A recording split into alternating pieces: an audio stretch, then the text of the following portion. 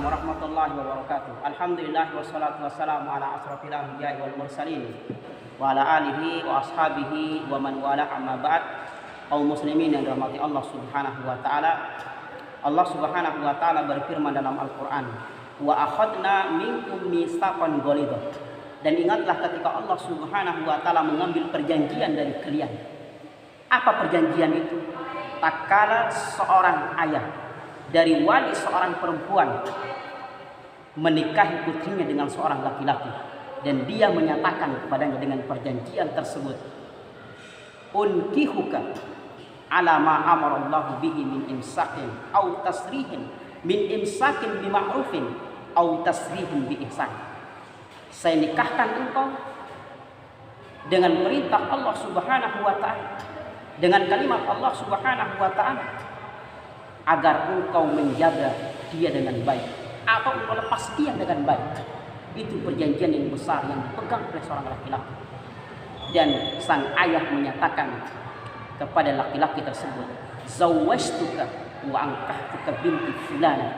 Saya nikahkan engkau, saya kawinkan engkau dengan fulana binti.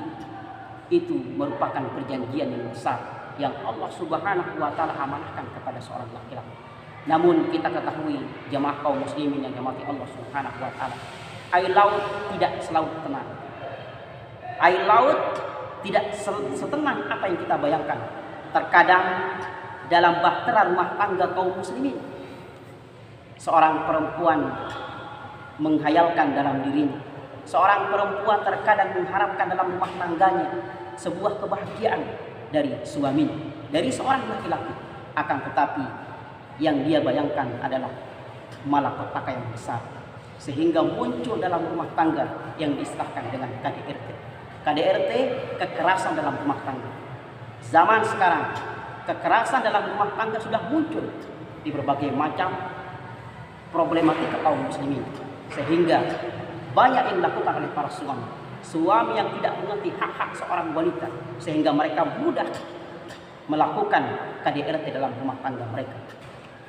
Suami-suami, para lelaki-lelaki yang mengatasnamakan diri mereka sebagai pemimpin, sehingga mereka mudah melakukan kekerasan terhadap istrinya, sehingga mereka memukul istri mereka, dan mereka tidak paham dengan apa yang disampaikan oleh Rasulullah SAW. Lelaki-lelaki yang mudah melakukan KDRT terhadap istrinya, yang mudah melakukan pemukulan terhadap istrinya, itu menunjukkan bahwa mereka tidak paham tentang syariat Islam. Mereka tidak paham tentang hak-hak istri. Padahal Rasulullah SAW menyatakan hak istri itu ada 4. Yang pertama kata Nabi SAW, jika engkau berpakaian, jika suami berpakaian, maka istri harus diberikan pakaian. Yang kedua hak istri adalah kalau suaminya makan, maka istri pun harus diberikan makan. Yang ketiga, Rasulullah menyatakan wala tadribul wajha. Jangan sampai seorang suami menampar istrinya, melakukan kekerasan terhadap istrinya. Dan Islam tidak pernah mengajarkan hal tersebut. Sehingga Rasulullah SAW berpesan kepada seorang suami, istausu bin nisa'i khairah. Selalulah berbuat kebaikan terhadap istrinya, karena istri 24 jam selalu bekerja untuk kita, untuk suami. Bagaimana mungkin kita melakukan kekerasan terhadap mereka? Istri adalah ibu dari anak-anak kita.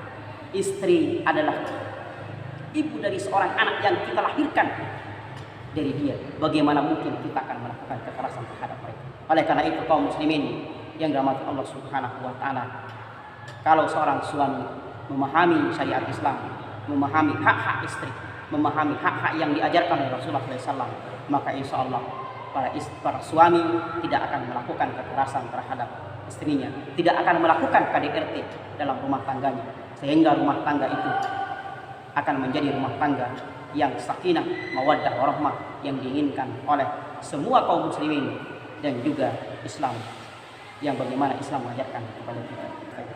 Assalamualaikum warahmatullahi wabarakatuh.